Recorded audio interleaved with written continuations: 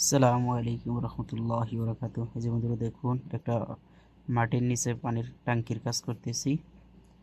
এটা হচ্ছে আপনার 2 ইঞ্চি পাইপ। এটা একটা জয়েন দিয়ে কানেকশন করে বাইরে নেব।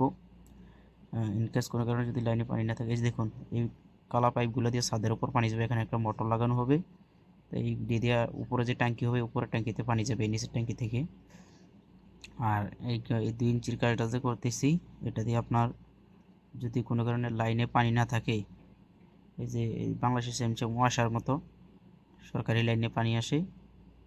আর কোনো কারণে পানি না থাকলে এদেশে আবার আপনার পানির গাড়ি আছে সৌদি আরব। এই গাড়ির পানি দিয়ে এই ট্যাঙ্কিটা ফুল করব। ফুল করলে আপনার আবার ওই উপর এই এখান থেকে মোটরে উপরে ছাদের উপরে সাপ্লাই করবে। এই কারণে এই 2 ইঞ্চি পাইপটা বাহিরে বাইর করে দিতেছি। আপনার নিচে ডালাই দিবে, তো এই যে দেখুন কানেকশন করতেছি। এখানে 3টা রাখছে, 3 ইউনিটের জন্য 3টা পাইপ আলাদা আলাদা। উপরে 3টা পানির ট্যাঙ্কি হবে, আলাদা আলাদা পানি যাবে, একসাথে যাবে না। আর 3টা মোটর হবে নিচে। এই যে দেখুন নিচে এখন ট্যাঙ্কিটা আপনাদেরকে দেখাবো। অনেক বড় ট্যাঙ্কি হয়। এই যে দেখুন মাটির নিচে, এই যে দেখুন এখানে কিন্তু পানি আছে বর্তমানে। এই যে দেখুন এগুলোতে পানি আছে, অনেক বড় ট্যাঙ্কি পাইবারের এগুলা।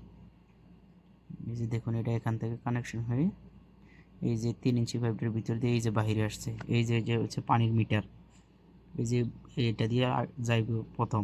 পানি না থাকলে লাইনে কোনো সমস্যা হলে 2 ইঞ্চিটা দিয়ে গাড়ি দিয়ে পানি ফুল করবে, গাড়ির পানি আইনা। Thank you.